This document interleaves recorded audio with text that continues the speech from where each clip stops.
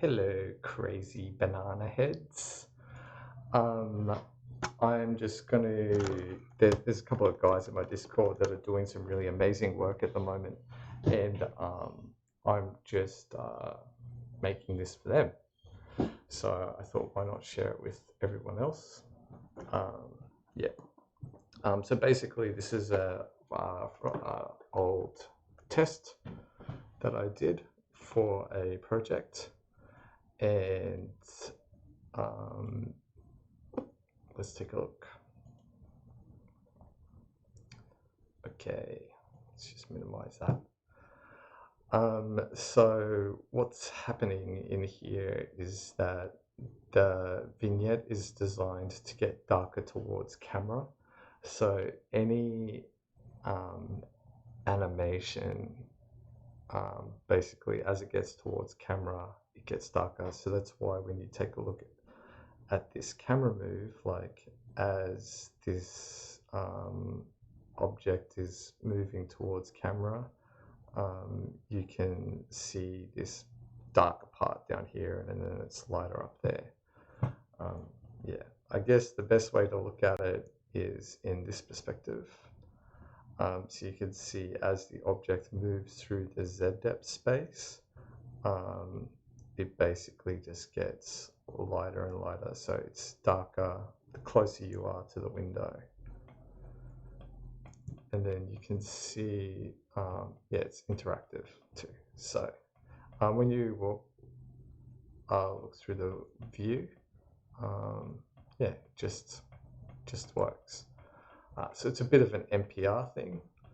The other thing as well is that you can set up the same kind of thing with a vignette on your camera, which is always pretty cool.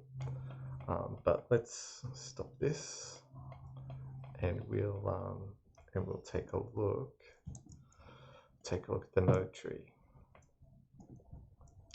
Okay, so basically this is all that's happening. All the magic really happens with this here. So take a screenshot if you want. And basically this exists in cycles and EEVEE, so it's no problem to achieve. I think I just replaced this with a math node, and it was just to basically help crush the data.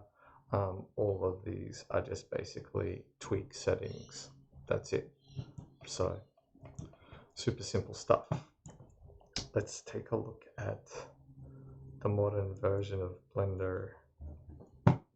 Okay, so same thing again here. If we take a look at this, just pull these down. So this is basically the Z depth setup. So here, view Z depth. This is the modern version. And then here is the color ramp. Distance fader is the name of the playout thing. I don't know why I called it that, but anyway. But if we take a look at it and we just solid this out, you can see that's it there. This is just acting as a tweak. And then here is just adding the texture. So we can see that it gets gritty. Gets that kind of sprayed paintbrush, sprayed airbrush look. And then if we take a look, we can see like this is the tweak. And so basically, somebody might ask why you're using curves over the black and white. So the thing is like, this is just making the image black and white, and then it's just compressing the data, where I don't know the maths behind it, but to me, whenever I use the RGB curves, it's like it's crushing the data, so it's looking at the whole image, where this is just kind of taking your dark values and your light values. This is kind of more of a combined kind of thing. I don't know. The code just treats it differently and you just get a nicer result. That's why I use it. Whatever, right? It works. This is basically the to get these black lines in here. So it's just an RGB shader, shader to RGB. Sorry. Then we come out here. This gives us our, airbrush look. This is the mask. And you can see that I'm combining the shadows with an add, and then by the time that feeds into the factor, we get this outcome. So this is great. This is really awesome because you can treat your shader completely separate as a mask, as a black and white mask. I'm cheating this by using the I like to do everything. I'm overdoing everything in Blender because Compositor is absolutely horrendous. It's like the worst thing on the planet. Hang on, worst thing? I had some pretty bad fish the other night. That was pretty bad. No, I think the Compositor is the worst thing on the planet. And so yeah, so you could cheat this by making this black. So I guess we can do this. We can change our value here. And if we make this white, we're going to make it black first, right, Blender? So now you could render it out and you could have your like Luma matte or your black and white matte.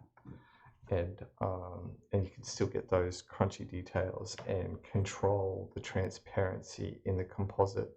Because if you're controlling it if you wanting to do this inside Blender, you'll have to change your backface culling.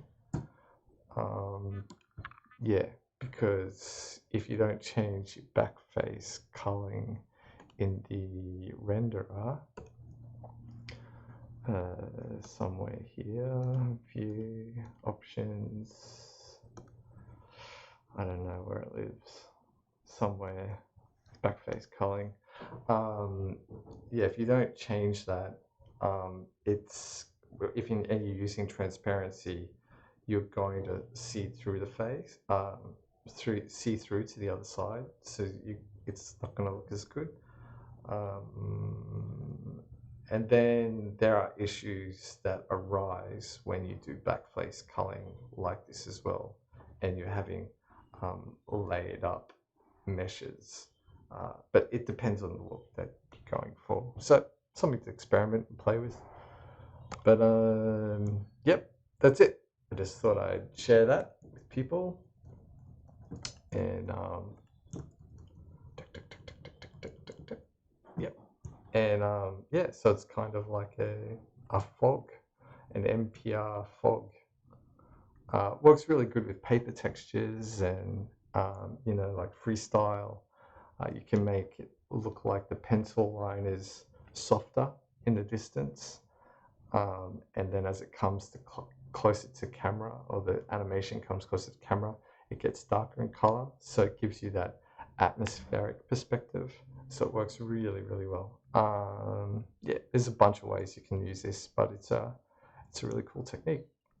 All right, guys.